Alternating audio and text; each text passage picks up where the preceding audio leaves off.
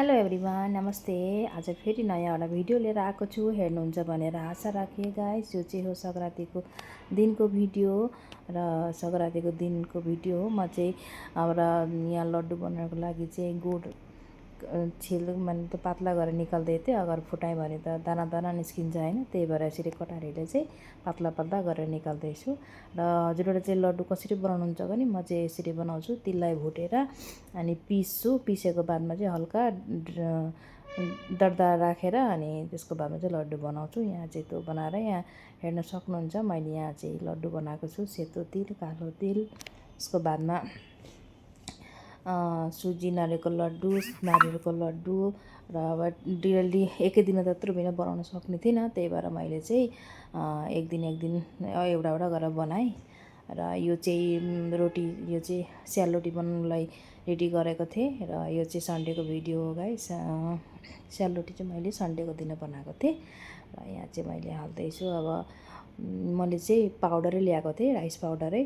र यहाँ कहाँ पिसिराख्नु भनेर मैले चाहिँ मिक्सर थियो, त्यही पनि अब टाइम लाग्छ होइन, अनि त्यही भएर मैले चाहिँ पाउडर ल्याएको थिएँ, राइस पाउडर।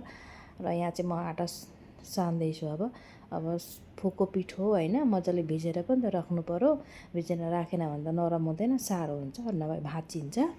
त्यही भएर चाहिँ म चाहिँ यहाँ पिठो धेरै दिन नै भएको थियो रोटी नखाएको, अनि अब सङ्क्रान्ति नै पर्खेर बसेको, सङ्क्रान्तिमै खाने अब भनेर चाहिँ। र अनि छुट्टी पनि त्यसरी मिल्दैन, त्यही भएर हिजो चाहिँ छुट्टी मिल्यो र अनि त्यही भएर मैले हिजो चाहिँ बनाएँ। अनि साथीहरू पनि आएको थिए, अनि बोलाएको थिएँ खानुलाई। अब छरछिमेकीले पनि सङ्क्रान्तिमा खानेकुरो दिएको थिएँ होइन, अनि अब मैले पनि त दिनै पऱ्यो। एकरो त हुँदैन, दोहोरो गर्नै पऱ्यो होइन। यहाँ चाहिँ मैले यसलाई चाहिँ मजाले तेल रिफाइन हालेर चाहिँ साँधेँ कि, साँधिसकेको बादमा चाहिँ ढड्याएर राखिदिएर थिएँ। रोटी आफ्नो पकाउन जानु भने जतिखेर मन लाग्यो त्यतिखेर खान सकिन्छ नि होइन त गाइस। र हजुरहरूलाई चाहिँ रोटी को कोलाई मनपर्छ, र हजुरहरूले त सङ्क्रान्तिमा को कोले रोटी खानुभयो कमेन्ट गरेर जनाउनु होला। र मैले चाहिँ बेसी बनाएको थिइनँ, अलिकति बनाएँ।